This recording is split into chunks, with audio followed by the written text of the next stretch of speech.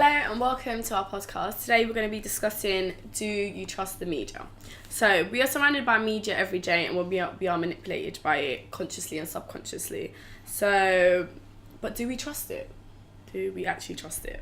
So today we're going to start off with a topic about refugees, which is a current topic that's happening around the world and a problem that is happening.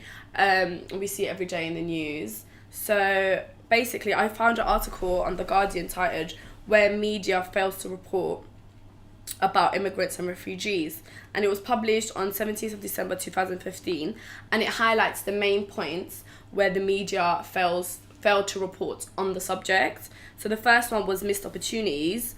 It was about how Europe and 14 other countries failed to talk about the immigrants problem until it was a year late. So it was happening prior, like the problem with the Syrians and the Iraqis, and they only started reporting about a year after, or that's when it was mostly highlighted and talked about in the media. And another one was hate speech, which was like how the leaders such as like Donald Trump and like other leaders around the world, negative things they said and how they were mostly pinpointed by the media and published and spoke about, which also led like people to be influenced by them because it was so giving them a stage, giving them a platform. Exactly. So like people became influenced. It led people on like, oh, Donald Trump said this about them, so like, he must be correct and whatnot, instead of showing other sides. And also failing the standards, which was basically lack of information. So like the reporters who were reporting and writing about it, they didn't have enough knowledge to talk about it. I mean, they weren't specialists in what they were talking about, so they did fail to cover up a lot of other information that wasn't said about them. So like even if it was good or bad, they still didn't have enough information to talk about it. But yeah, so those were like the main things where the media failed to report on them. Did you guys find any other articles about it? Yes, I went onto rt.com and I found an article, and just the headline alone was quite shocking to me. It said, "ISIS training militants to pass refugee application procedures in Europe," which the title alone is very sort of clickbaity. It's a big, bold statement to make, and it's fear-mongering as well. You're just playing on people's fear and generating a fear of refugees in Europe, and associating refugees with ISIS. Yeah. And so people will start to believe that. They'll link every Muslim, every Arab to ISIS, to terrorism. They'll start linking all of these things, and the title just, if you saw that title, say scrolling through Facebook, it sets out quite a clear idea, and it just doesn't help the image, the representation that refugees get in our media. Gives the idea that refugees are all ISIS and we have to be afraid of them. I also found a very interesting article about a very aggressive article actually, which is named "The Syrian Refugee Crisis is Not Our Problem. We didn't cause it. We don't have to solve it." It's from the frontpagemag.com, and it basically talks about. It starts by saying that there is a religious war there for 1,500 years now, and basically that since this is happening for so long, we don't have to get involved and it's not our problem, and we don't have to help other people, which I find ridiculous. It also it tries to pass an idea in that all the refugees are trying to exploit our land and they're trying to come here and do bad stuff and all these things. And it also mentions everything that the refugees have done, that it's basically you don't think it's good, I guess. Negative, thank you. An example of that is they were talking about how they demand free Wi-Fi and they started throwing rocks at the police in Italy. But I did some research on my own, and I found out about whole new stories about refugees that the article didn't mention, and many other articles did not mention either. Like Yusra Mardini, who is an Olympic athlete. I didn't even know that because no one informed me of that. I haven't seen any media that informed me of that basically. And she's basically someone who swam for 3 hours and saved 19 people from a sinking boat. And I don't get why the article wanted to mention all the bad things, and it didn't want to mention anything good that the refugees did. I mean, you can cover both sides either way.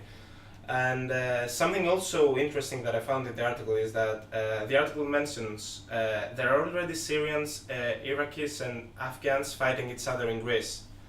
I found this interesting because since I am from Greece, I have never seen anyone like fighting or having any aggressiveness towards other in Greece. Like, if you guys read that, I think you would believe the same. Like, you would get an image of Greece like people being aggressive, fighting all immigrants in the streets and refugees. Yeah, because we don't live there, we don't. Exactly, Yeah. and Our only knowledge of the country is through the media. Exactly, and I found that very misleading. And I guess it may, like, in the past 4 years that there are immigrants and refugees all the time in Greece, I have never seen anything like that, and I don't get why they would mention something like that.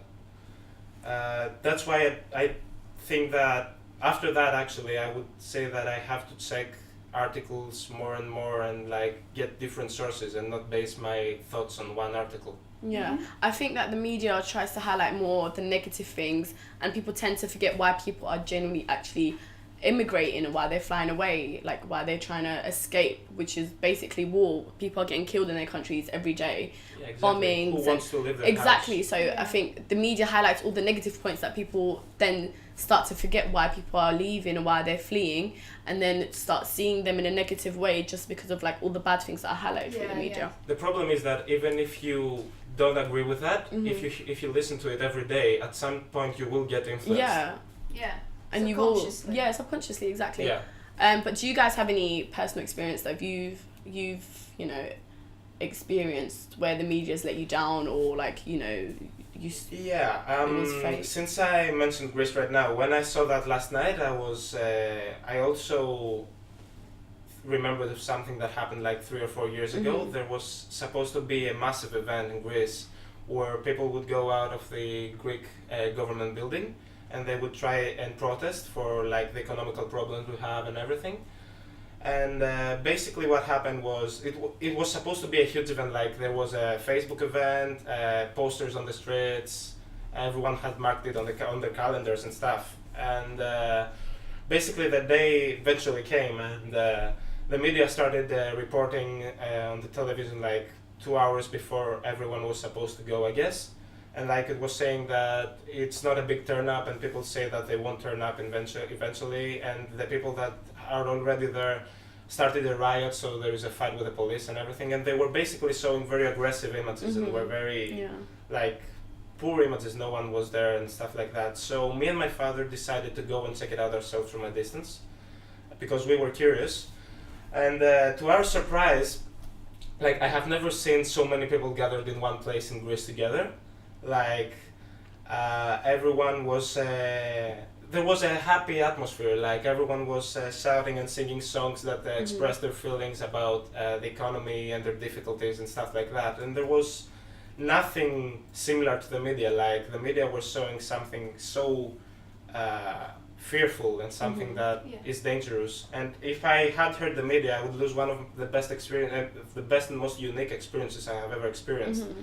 And I'm glad I didn't. And because of that, I don't actually trust the media after that. Because of that, Yeah, sometimes when you see something with your own eyes, it's just completely different from how it's framed in the media. Yeah. And I have quite a similar experience because I went to something called the Million Mask March, which was held in London on Bonfire Night. And it's a sort of anti-austerity, anti-capitalist march. And I looked at it before I went. I looked at the news from previous years, and it looked kind of terrifying. All the photos were of these masked sort of thugs and smoke bombs and fires and stuff like that. And I was a bit worried to go, to be honest. I was a bit on the fence about whether I should go. And I went, and the atmosphere was not what I expected at all. It was a lot calmer than I thought. There were a lot of people there who just wanted to peacefully protest. They wanted to have their voices heard for once. And people were talking. There were discussions about what people wanted to stand up for. And when I read it in the news the next day, I saw words like chaos and destructive and dangerous, and I never felt in danger when I was there, which is quite peculiar. So I just didn't trust how the media was representing Mhm. it. I felt like the reason that we were there as well was stripped away. Mhm. So the media just focused on those few people that got arrested and those few people that wanted to cause violence. Yeah. But they never actually focused on why we were there and why we Yeah. wanted to have our voices heard. Yeah. It's funny how similar it is to Yeah. my story. Like, they don't want to show protests and stuff. Like, they don't want them to succeed. Yeah. A kind of a similar thing happened to me. So last year, summer 2015, there was this big crisis with rubbish back home in Lebanon, and literally, basically, the landfill that then people normally put their rubbish in got full up, and the government didn't have a backup to where they should put it. So literally, the roads were just full of garbage. There was like rivers, like it stank. It was really bad because it was really hot and it was during the summer. And then, like, I understand the media in Europe representing the East in a bad way. Oh, there's always war, it's always bad, you know, terrorism, people dying. They don't show the good side. But when I went there, I mean, my dad was a bit, he was a bit iffy about sending us, because he was like, oh, like war could break out. Yeah. Because then our own media, our own news shows and programs, the Lebanese ones, were portraying our own people in a bad way, showing that, oh, they started twisting the story, like, people are going really, like, obviously people were annoyed, you know, they couldn't walk around, they had to wear masks because it smelled so bad. But it was like they were twisting it and making it seem like, oh, now the Christians and the Muslims, the Sunnis and Shias are going to start arguing and fighting. And, like, it was nothing like that, literally. It was, like, the complete opposite. And when there was also a protest, and they showed the bad side and how people were being violent and how, like different religions wanted to start fighting. Yeah. When it was literally nothing, like people just annoyed. I mean, there were a bit of violent scenes, but then the rest was just peaceful. Everyone was standing together against the government and what was happening to them. Like, my dad, like, when I went there, literally I had such a great time. There was no war. They kept, like, trying to scare people on the news, like, be careful. There was gunshots here, there was gunshots there. Like, oh, like, you know, be careful. But it was nothing. Like, my dad was calling me up and like, oh, is everything okay? And I'm like, yeah, Dad, it's fine. Like, I just came back from the beach. You know, I'm just came out back from dinner. Like, it's fine. And I was like in the city, which is where like a lot of things took place.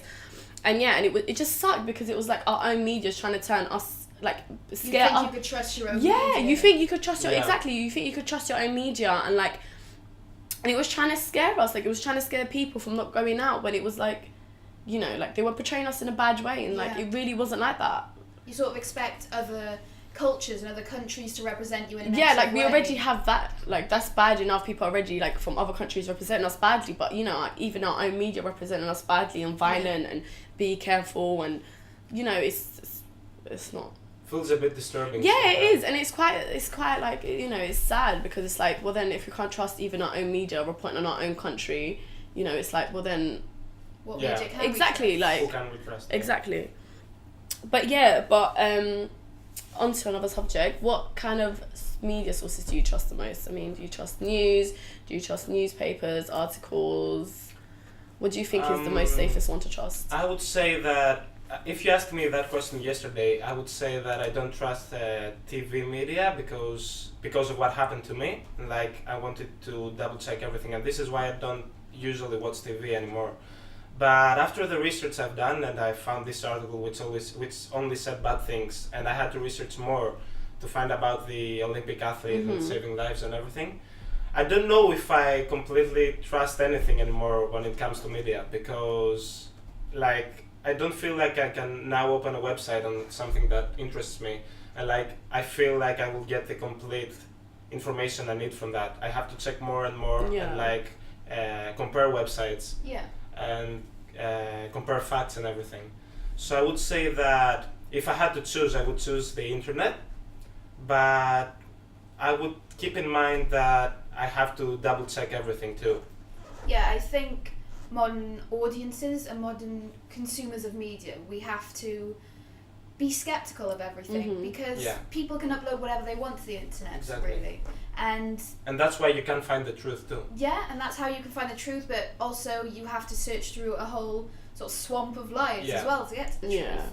So I think we do have a responsibility today to be a lot more wary about what we believe. Yeah, and I think it's also down to the person, like ourselves, to like what you said, research and read about it, and like even do some history checks, like read about past events that's happened, you know, just to like be able to identify, you know, is this correct? Can this be correct? You know, just have an open-minded about everything we take in. Yeah. Like, not straight away believe it and be gullible about it, because like, I know my friends that we will have arguments like, I saw this on the Daily Mail, this happened, and I'm like, no, like, you know, but like, I would, like, you know, debating. Yeah, we'll end up arguing this, like, but you should take it upon yourself to like read more about it, learn more, not just to believe everything that's said. I mean, especially when like magazine covers are like the front page news is like what Kim Kardashian's wearing, you know, it does, you know, like a newspaper that has that as their front cover, when they're talking about serious thing, it's going to be kind of hard to believe them. It's like, well, you just talk about like the main thing you're focused on is Kim Kardashian's dress, but then it's like, well, if you're talking about something serious, you know, I hardly doubt you're going to have a lot of knowledge about it, or you're going to have done a lot of research. Like, going back to what I was saying about the Europeans highlighting not having reporters that are specialists in what they're talking about, the immigrants. So yeah, I think as well, in previous decades, like when TV was just first a thing, people would believe everything they saw, because we don't really have one sort of outlet for news, one source for news, but now we have all of these multiple places we can get news from. I think we have I think it's a lot easier to find the truth. And we're actually one of the first generations that has that access, so we should like take advantage of it and find out things that other generations couldn't find, so be more open-minded about it. I think the web is probably like nearest to the safest kind of news source, just because you could search up multiple things instead of reading like one specific newspaper, which is probably some of them tend to be more biased or more like I think as well there's an issue with the sort of Facebook generation, because a lot of us get our news through, say, Facebook, and sometimes you'll scroll past an article and you might just see the headline for the article and the link, and usually that's done to clickbait you. It's done so that you click on it, so it's usually quite controversial, it's quite negative a lot of the time, because negative news seems to generate a lot more attention, and you might just read that headline and scroll on, but you will have taken in what it says. And you won't research it yourself, you won't know the full truth. Exactly. Okay, so also with that, we've also conducted a survey asking people what they think is the best kind of source for getting their news, and if they trust the media. Just a simple yes, no, whether they trust the media. Well, at the moment we have over 96% of people said that their main source of media and the main source of news is the internet, with the second most popular at just 3% saying print media. So it's quite weird to see that. Has actually anyone voted for television? No one's voted for television and radio. I think because no one really sits on the television anymore. It's more about like laptops about and phones. It's all like social media and stuff. It's quite weird seeing that though, because a few years ago most people would have got their news from the television, from the radio, and from print media. It's really interesting. And then on the simple question, do you trust the media? It's 71% said no, that they didn't trust the media, which is actually a bit lower than I thought it would be, depending on different... 71%, I think it's a bit more higher you than think what I've higher? because I feel like our generation's really gullible, and I don't feel like they're interested that much into the news. Like, they're not really interested in news. I mean, people don't really like to like learn a lot about politics, and like even me personally, I'm not that much of a big fan about like, you know, learning about such things. So like, I think it's really interesting, and like if I was to read something that I'm not really interested in, I'll be like, okay, cool, I believe it. Just because, you know, I'm not really interested in it, I'll be like, okay, I'll take it in.